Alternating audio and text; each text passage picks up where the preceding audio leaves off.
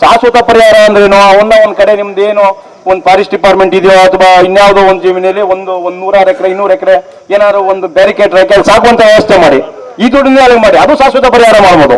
ರೈತರಿಗೆ ನೀವು ಏನೋ ಒಂದ್ ಸ್ವಲ್ಪ 1 ಎಕರೆ ಏನಾದ್ರು ಒಂದು 4 ಲಕ್ಷ 5 ಲಕ್ಷ ಒಂದು ಹಾಳಾಗಿದ್ರೆ ಒಂದು 5,000 15,000 ಕೊಡ್ತಾ ಇದ್ದೀರಿ. ಅದೇನು ರೈತರಿಗೆ ಅದೇನು ಅನುಕೂಲ ಆಗಲ್ಲ. ಮತ್ತೆ ಭಯದಿಂದ ಬದುಕುವಂತ ಒಂದು ವ್ಯವಸ್ಥೆನೂ ಇದೆ. ಯಾಕೆಂದ್ರೆ ಮನೆಗಳಿಗೆಲ್ಲ ಬರ್ತಾವೆ, ಮನೆಗಳೆಲ್ಲ ಚುಚ್ತವೆ, ಪ್ರಾಣ ಹಾನಿನೂ ಆಯ್ತಾ ಇದೆ. ಅದನ್ನ ಶಾಶ್ವತ ಪರಿಹಾರ ಏನು ಮಾಡಬಹುದು, ಎಷ್ಟು ಖರ್ಚು ಮಾಡ್ತಾ ಇದ್ದೀರಿ ನೀವು, ಅದನ್ನ ಕ್ಯಾಲ್ಕುಲೇಷನ್ ಮಾಡಿ. ಒಂದ್ ಕಡೆ ಎಷ್ಟಾನೆ ಇದೆ ಅಂತ ಮೇಡಮ್, ಏನಾರು ಎಷ್ಟಾನೆ ಇದೆ ಅಂತ ಗೊತ್ತಲ್ವಾ?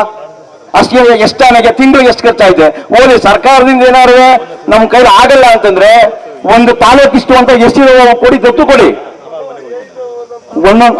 ಅದಕ್ಕೆ ನಾವು ರೈತರೇ ಕೂಡ ಸಾಕುವಂತ ಒಂದು ವ್ಯವಸ್ಥೆ ಮಾಡ್ಕೋತೀವಿ. ಅಲ್ಲೇನು ಸರ್ಕಾರದಿಂದ ಆಗಿಲ್ಲ ಅಂತ ಇದು ಬಂದಾಗ ಪಂಚಾಯತಿಯಿಂದ ಕೊಡಿ, ಅದೇ ಪಂಚಾಯತಿಗಳನ್ನು ಕೊಡಿ. ನಾವು ಪಂಚಾಯತಿನೇ ಸಾಕುವಂತ ಒಂದು ವ್ಯವಸ್ಥೆ ಮಾಡ್ತೀವಿ. ಯಾಕೆಂದ್ರೆ ಭತ್ತ ಬೆಳೀತಾ ಇಲ್ಲ, ರಾಗಿ ಬೆಳೀತಾ ಇಲ್ಲ, ಮತ್ತೆ ನಾವು ತರಕಾರಿಗಳು ಬೆಳೀತಾ ಇಲ್ಲ. ಯಾಕೆ ಬೆಳೀತಾ ಇಲ್ಲ ಅಂದ್ರೆ ಆನೆ ಹಾಳು ಮಾಡ್ತವೆ.